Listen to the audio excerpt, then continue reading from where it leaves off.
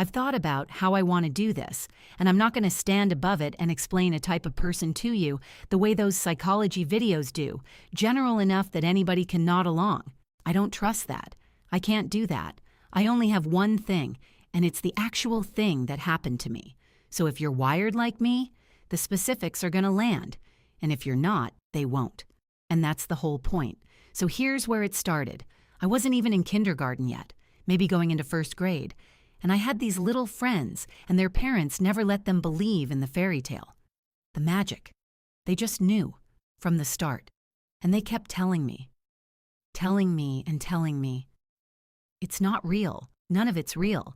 And I'd go home and ask my parents, and they'd tell me those girls were wrong. They're wrong. They're wrong. And I sat in that.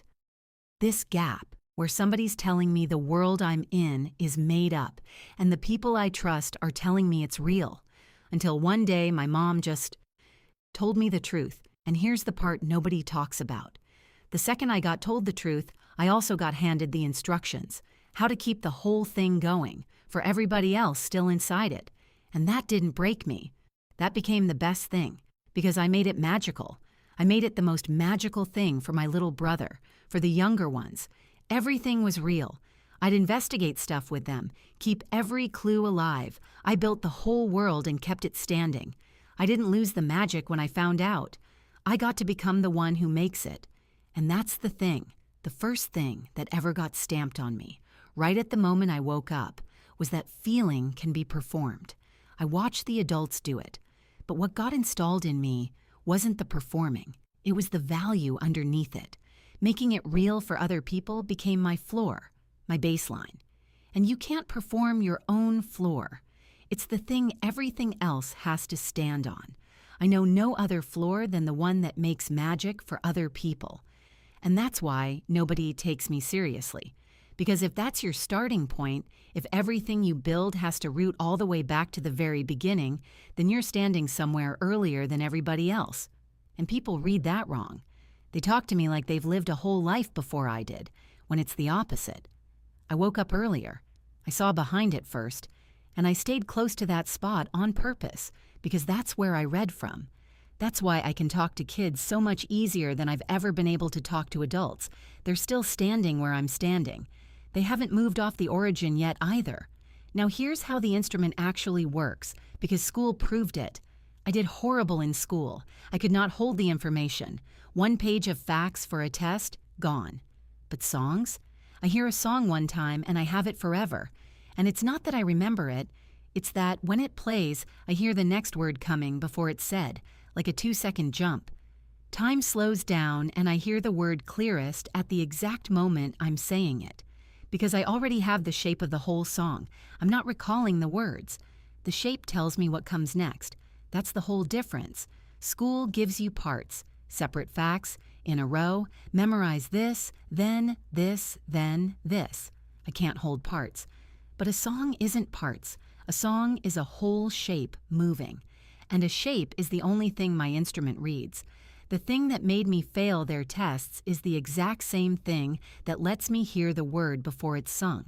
And of course, music matters this much.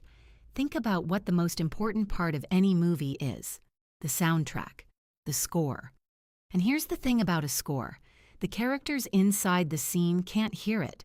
It's laid over them. It's for the audience. It tells you what the moment means, while the characters just live it. So if you've got a running soundtrack for your whole life, and I do, always adding to it, and I know every song and I know the order, that means you know there's a film happening. The ones who are fully asleep in the scene don't have a soundtrack because they don't know they're in one. I've always heard mine, because I've never once clocked out of knowing I was in the film. But you can't show that. I learned that early. It was Christmas. We were driving somewhere, and the Christmas songs were on, and I was so happy I was singing as loud as I could. Full volume. Clocked all the way into the moment and the music at the same time. And my mom told me I was being annoying. And that's the exact second I learned it.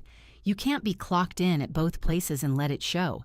You can hear the score and you can live the scene, but you can't let both of them out at full strength where somebody can see it, because the person who isn't hearing the soundtrack, it's too much for them. So the singing went quiet. not the hearing. I never stopped hearing it. I just stopped singing it out loud. She'd also ask me all the time. She couldn't understand how I could know every word to every song, but couldn't remember one piece of paper for a test. And she was reading me right and calling it the wrong thing every time. She heard me score my own scene and called it annoying. She watched me hold whole songs without trying and called it a contradiction. She kept seeing the real thing and putting the wrong name on it. And that's why grades became such a war in our house that we ended up in therapy over it. Because if a grade didn't fit what it was supposed to be, I got rid of it. Because if it's not there, it's not real. That was the actual logic in my head. If I don't have it, it doesn't exist. I wasn't hiding it to keep from getting in trouble. I was unmaking it. Same rule I learned at the very beginning about what's real and what's just being kept up. A grade wasn't a fixed fact to me. It was a piece of the scene. And pieces of the scene can be managed. And then when I figured out that wasn't going to hold, I started changing things around it to survive. Nobody in that house could see that I was running a logic I'd been handed at the origin. They saw lying. They saw a behavior problem. They were grading me on the one thing my instrument can't do, and then treating the thing I used to cope as the sickness. And then here's the part that built all of it. From 3rd grade to my sophomore year of high school, I went to a different school every single year. Every year. Nothing crazy, nothing was wrong. That was just my childhood school script. Different regions, up north, the south, all over. Every year I got dropped into a brand new scene with a whole new cast, new rules, roles already handed out to everybody but me, and one job. Read the room fast enough to survive it before it ate me alive. That's not something that happened near me. That's the thing that built me. Reading a room the second I walk into it, that's not something I was just born doing. It's what you build when the other option is being the new kid who read it wrong and got destroyed. Every year, new map, new tributes, highest stakes place there is, the worst years of anybody's life.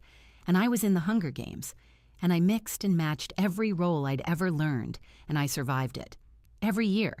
And that's why one part of me got so big and the other part never grew. You can't build a real self out loud when the whole room resets every September. The only thing that carries over from one arena to the next is the scanner. So the scanner got huge. The part that reads is overbuilt because it had to be. And the part that shows, that transmits, that sings out loud, that one never got to grow because it never got a room to grow in. I won every year, and I never got my fucking train ride. That's the thing about winning the Hunger Games. You're supposed to get to stop. You get the ride home, the rest, the district that's glad you're back, and never having to go in again. I won and got thrown straight into the next arena. 7 times. No train ride, no home. Just the doors opening again next year onto a new map.